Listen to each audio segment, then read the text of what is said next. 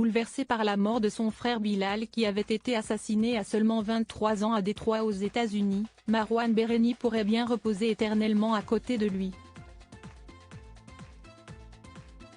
Nos confrères de Sud-Ouest ont révélé des informations sur les obsèques du jeune homme, ancienne star de la série Plus belle la vie. Alors que le corps de l'acteur Marwan Bereni pourrait avoir été retrouvé dans une maison inhabitée dans le Rhône, nos confrères de Sud-Ouest révèlent que la dépouille de l'acteur pourrait être inhumée dans la commune de Saint-Mémin dans les gorges de l'Auvézère, dans le nord-est de la Dordogne.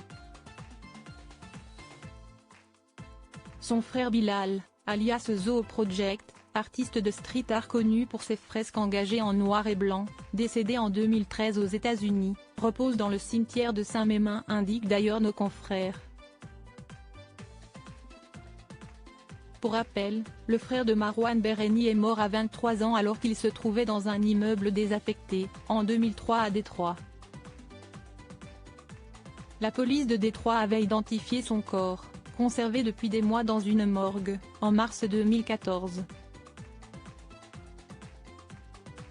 Il aurait été abattu d'une balle en pleine tête, indiquent nos confrères. Une énorme épreuve pour Marwan Bereni qui était très proche de son frère Bilal. Son corps n'est retrouvé et identifié que 6 mois plus tard. Il a été abattu par des jeunes qui en voulaient à son argent, indiquent de leur côté les journalistes du Parisien. Une douleur infinie pour les parents de l'acteur qui avait donc déjà perdu un fils avant le supposé suicide de Marwan Bereni.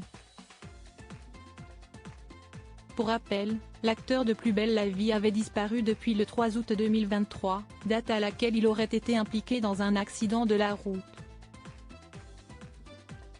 Ce soir-là, peu après 23 h, une femme âgée de 37 ans avait été percutée près d'une boîte de nuit de Mâcon, Saône-et-Loire, par un automobiliste qui avait ensuite pris la fuite.